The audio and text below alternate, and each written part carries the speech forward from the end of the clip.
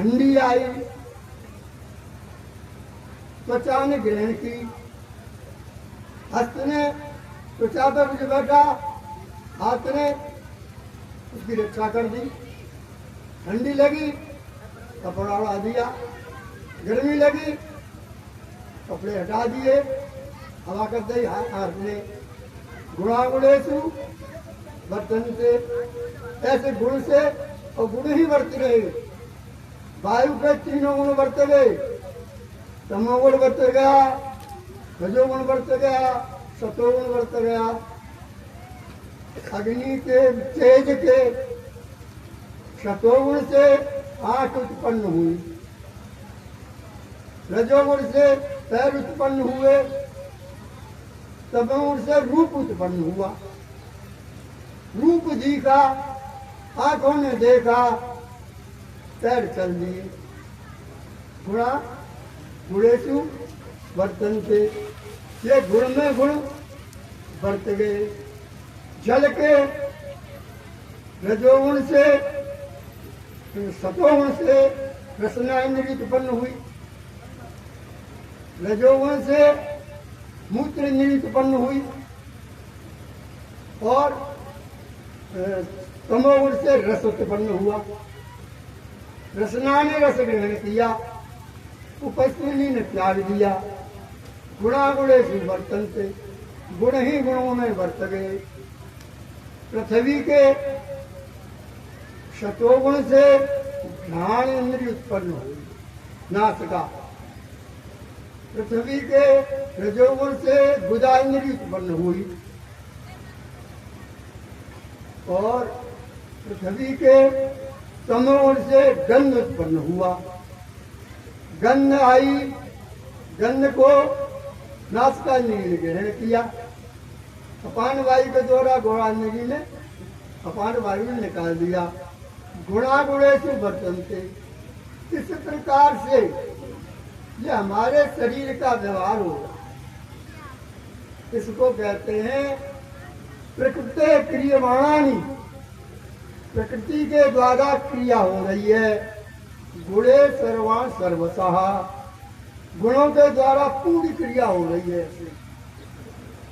जैसे वायु के शतोगुण से मन बना है, मन जो है प्राण इंद्रिय पर बैठ करके त्वचा द्वार पर आता है, यहाँ आकर के इस परस के भोगों को भोगता है। ये इस प्रकार से मन जो है संसार के विषयों को भोगता है।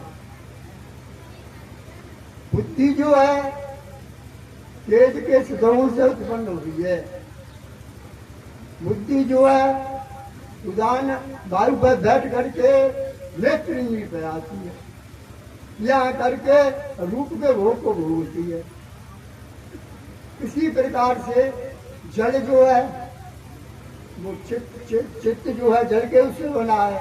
जल पे चित्त आ करके और यहाँ रसना इंद्रिय आ करके वो भोगता है। इसी प्रकार से ये हमारा जो व्यवहार हो रहा है, हमारे जो शरीर का दिन और रात जो व्यवहार हो रहा है, सब प्रकृति के द्वारा हो रहा है। अब इसको विवेकी मनुष्य तो देखता है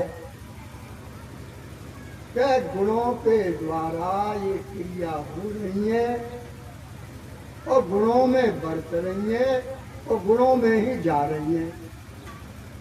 अज्ञानी मनुष्य इस बात को नहीं जानता है। अज्ञानी मनुष्य का तादात्म्य हो जाता है। किससे? पहले आत्मा का प्रतिबिंब पड़ता है अंतःकरण में, तो अंतःकरण चेतन हो गया। आत्मा के संबंध से अंतःकरण चेतन हो गया और सूक्ष्म शरीर और आत्मा दोनों एक रूप हो गई। जैसे लोहे को हमने अग्नि में दे दिया तो अग्नि और लोहा एक रूप हो गई। अब सूक्ष्म शरीर जो था उसका संबंध जाए स्थूल शरीर से हुआ, तादात्म्य हुआ। तो अब आत्मा, सूक्ष्म शरीर और स्थूल शरीर तीनों का तादात्म्य एक हो गया तो एक रूप हो गए। जैसे हलवा, हलवा बनाते हैं तो हलवा में चीनी है, आटा है और घिरते है, पानी है, सब मिला के हलवा बन गया। ऐसे ही सारे शरीरों को, चेतन को, इनको लेके जीव बन गया। अब जीव जो है ये संसार में विचरता है तो क्रिया हो रही है प्रकृति से। तो अज्ञानी लोग कहता है कि अहम कर्ता, मैं कर रहा हूं। ये अज्ञान है सबसे बड़ा। तो मैं कहां से? अब मैं के तीन भाव देखो, एक सामान्य, एक विशेष, एक कल्पित विशेष। अब यह क्रिया तीन प्रकार से होती है। एक तो सामान्य, सामान्य जैसे कोई मनुष्य आया, कौन है तू? तो मैं हूं। क्या बोलता है? मैं हूं। अब मैं कौन है? अब इसमें देखा जाए तो मैं कौन है? तो ठीक बता, कौन है तू? तो अमुक मेरा नाम है। तो नाम किसका है? नाम तो शरीर का, नाम शरीर का है। तो क्या बता रहा है कि मेरा नाम है। और अब उसको पूछा जाए कि जन्म से पहले क्या नाम था? जब जन्म नहीं हुआ था तो जन्म से पहले क्या नाम था?